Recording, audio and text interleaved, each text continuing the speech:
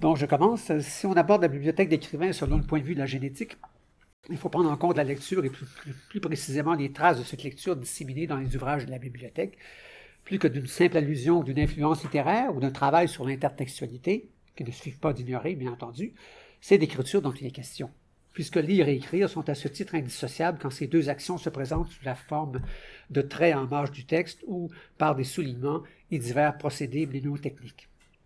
Pour avoir une idée plus complète de la bibliothèque de La Pointe pendant cette période, il faut envisager également sa bibliothèque virtuelle, ou du moins une partie de celle-ci. Je vais parler des livres dont rend compte La Pointe dans son journal intime, journal rédigé de 1950 à 1956, ainsi que de textes non publiés identifiés comme des notes, et qui sont des comptes rendus de visites d'exposition à Paris, de visionnement de films et de pièces de théâtre auxquelles il a assisté. Et là, je donne une extension beaucoup plus large de la bibliothèque, disons, la bibliothèque culturelle.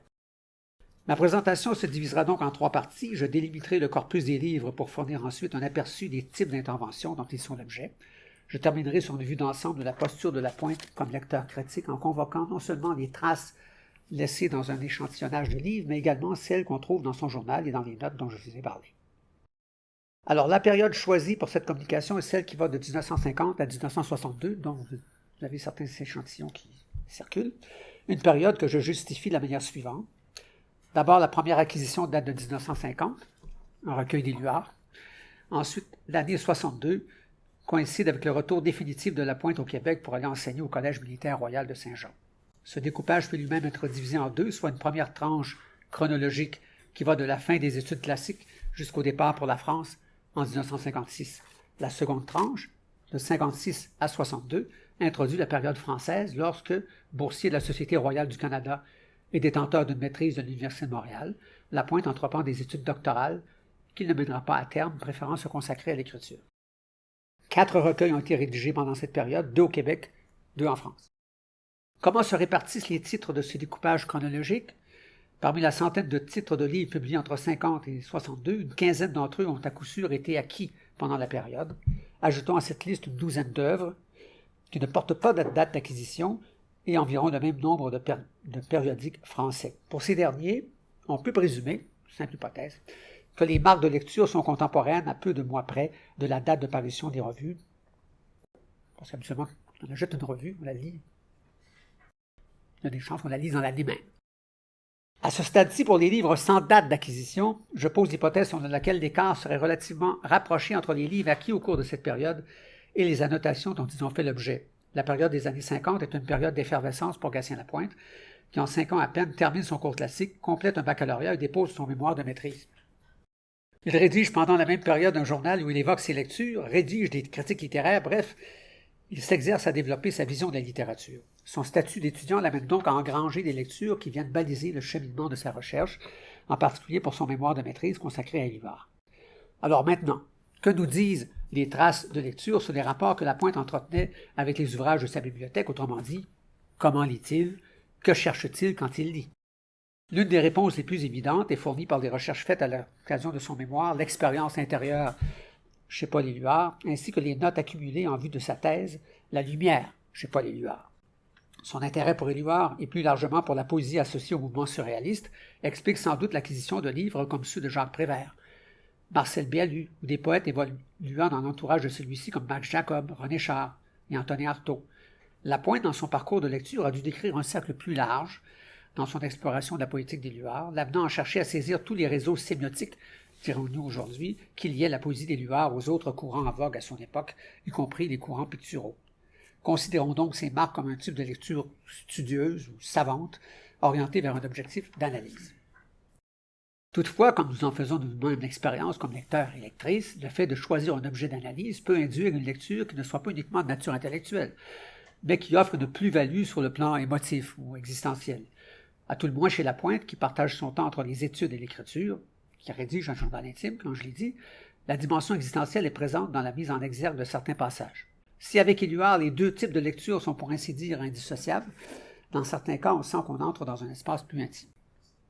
Antonin Artaud, dont le nom est absent des auteurs qui reviennent souvent dans les entrevues ou les témoignages que livre La Pointe sur ses influences, et dont il possédait le premier tome des œuvres complètes, publié en 1956, apparaît plus en marge de son objet d'étude, bien que des commentaires ici et là laissent percevoir une lecture en quête d'une thèse, comme on disait à l'époque. On peut y dénoter un engagement perceptible par l'importance de la masse d'intervention, dont plusieurs semblent coïncider avec une philosophie de l'existence ou une poétique qui rappelle l'œuvre publiée de Lapointe. On lit de la main de Lapointe, dans la marge supérieure d'un texte, « Donner la manière d'être de sa pensée, non entracer le geste ». Une phrase qui approuve la position d'Artaud sur l'expression de la pensée de l'écrivain. Le texte intitulé « L'automate personnel », toujours de Artaud, donne lieu à un exclamatif extraordinaire. À l'encre bleue, texte d'Artaud qui confère au sexe masculin une dimension cosmologique, comme le souligne lui-même Lapointe qui en apprécie l'esthétique. En fait, le texte est une description d'une toile. Un tableau. Certains ouvrages semblent pour Lapointe se prêter davantage à une lecture intimiste, comme chez Bataille, Le bleu du ciel, Mallarmé, Propos sur la poésie, ou Saint-Exupéry, Lettre à un otage. De toute évidence, ces lectures étaient liées à une recherche de soi qui a pu déboucher sur une poétique. Sur ce plan, il est presque impossible de distinguer chez Lapointe ce qui appartient à sa vie privée, sur laquelle d'ailleurs il est relativement discret, et ce qui relève de sa politique d'écrivain. Le livre de Saint-Exupéry, Lettre à un otage, acquis à Québec en 1953, alors que Lapointe faisait une retraite au manoir Montmorency, fait voir une réflexion rédigée à la main. Je cite, « C'est ma philosophie de vie. » Fin de la citation. Cette affirmation est provoquée par un bref passage. Tout se polarise. Fin de la citation. Que Lapointe a pris soin d'encadrer, un greffon qui reste cependant, bien sûr, sujet à interprétation. Le corpus contient également des périodiques français, comme la Nouvelle Revue française et les Cahiers du Sud. On perçoit un grand intérêt dans l'une des revues pour l'article « La parole prophétique » de Maurice Blanchot.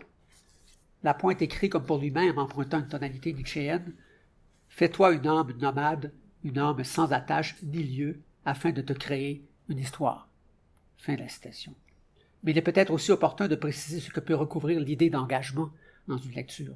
Parle-t-on de la passion du lecteur devant des passages, passion dont il veut laisser des traces pérennes, passion qui confère à ses interventions une motivation dialogique, le dialogue avec l'auteur? Si, comme j'en ai donné des exemples, cette force d'engagement est bien présente, elle est parfois motivée par une lecture en vue d'une publication, faisant transiter cette lecture privée vers l'espace public. Ces Anges de sang, dont vous voyez l'exemplaire, publié en 1955 par Fernand Ouellette, comptent parmi les ouvrages en lesquels Lapointe s'est le plus investi, crayon à la main. Les marques de lecture ont aussi servi de prise de notes en vue d'un compte-rendu critique que publiera Lapointe lui-même la même année dans la revue dominicaine. Et quand on compare les passages mis en évidence avec le contenu de l'article, ainsi que le choix des citations, on retrouve presque mot pour mot les appréciations ainsi que les titres de poèmes jusqu'aux vers qui ont retenu son attention. Les exemples que je viens de donner montrent bien qu'il s'agit tout autant de traces d'écriture que de lecture, les deux finissant par se confondre. Pour le dire autrement, si certains passages sont mis en évidence selon divers procédés de marquage, c'est qu'ils poussent à sortir d'une lecture passive pour susciter une action, un geste physique qui redouble l'acte de lecture. Mais parfois, des soulignements ou des encadrés ne suffisent pas. Il faut que cette activité ouvre un dialogue dans l'espace prévu à cette fin, si on peut dire, celui de la marge qui accueille des esquisses de réflexion. Dans le cas qui nous occupe, on peut se poser la question, est-ce que nous lisons un écrivain à travers Lapointe ou est-ce plutôt Lapointe qu'on lit à travers cet écrivain? Ce qui nous amène à la question à laquelle s'intéressent les généticiens qui étudient les bibliothèques d'écrivains, quel est le lien que nous pouvons établir entre ces avant-textes et l'œuvre publiée? J'aurais aimé retrouver des bouts de vers repris par la suite dans des recueils publiés, ne serait-ce qu'avec des variantes. De ce point de vue, si j'espérais obtenir un retour sur investissement de temps, parce que c'est long, la cueillette a été plutôt faible. Cependant, si on ne peut dégager de corrélation évidente entre l'écriture en marge des textes et la reproduction de ces échantillons, certains d'entre eux ont motivé une intervention sous forme versifiée. Par exemple, dans Une saison d'enfer, les vers de Rimbaud, que je cite, « Si j'ai du goût, ce n'est guère que pour la terre et les pierres », en deux vers, sont réduits par Lapointe à deux vers brefs, écrits à la main, de son cru. « J'ai un goût de terre sur mes lèvres ». Je n'ai pas retrouvé ailleurs, ni dans ses œuvres publiées, ni dans ses idées. Mais ces réécritures restent assez rares, du moins pour la période qui nous concerne. Avant de clore cette partie de mon exposé, j'attire votre attention sur un cas différent, unique mais cocasse. Dans la plaquette que Louis Aragon consacre à Hugo, poète réaliste, on lit « La simplicité réaliste dans le vers, c'est précisément ce qu'il y a de plus mystérieux en poésie, de moins atteignable. » Fin de la citation. Lapointe a écrit au crayon à la mine « Merde ». Comme s'il prenait conscience qu'il avait fait fausse route, soit dans sa lecture, soit dans sa propre pratique. Élargissons la question. Ce qui frappe chez Lapointe, c'est, outre la spontanéité du geste, le caractère affirmatif sans réplique de ses commentaires. Bien que l'étudiant et le poète soient en période d'apprentissage intellectuel, la relation de Lapointe avec les auteurs qu'il fréquente ne se fait pas selon la posture de l'apprenti placé devant des autorités ou des mentors. Lapointe n'éprouve aucun complexe et cherche plutôt à s'affirmer, à la fois comme critique et comme poète. S'il signale un passage, c'est pour le prolonger et développer sa propre pensée. S'il cite selon une approche plus intimiste, qui fait écho à sa propre vie, c'est parce qu'il y trouve un accord, une confirmation. Dans son journal, Lapointe manifeste son impatience devant l'attitude d'un de ses professeurs, qui ne prend pas suffisamment position, qui ne tranche pas. On peut penser que c'est probablement le père Ernest Gagnon qui a dirigé son mémoire de maîtrise à l'Université de Montréal. Lapointe critique. La lecture du livre de Marc Alain, A-L-Y-N, dont circule une copie, est révélatrice de cette approche. Non seulement Lapointe souligne, écrit en marge, marque son appréciation et jette des bouts de critique pour la plupart négatives, plus encore, il a rédigé un texte suivi, qu'il a ensuite inséré dans le recueil d'Alain, et à ma connaissance jamais publié, qui comporte deux versions, l'une au stylo bleu sur des feuilles quadrillées, l'autre sur du papier brun, rédigé à la machine à écrire. Autre exemple, un recueil de Claude Fournier, auteur de Ciel fermé, publié en 1956 dans la collection des matinaux à l'Hexagone, qui ne comporte pas de marque, subit le même sort dans une page du journal intime de Lapointe daté du 12 juillet 1956. Cette forme de critique qui refuse la complaisance et qui montre Lapointe sûr de lui-même atteint un sommet dans cette bibliothèque virtuelle à laquelle j'ai fait référence au début de cette communication.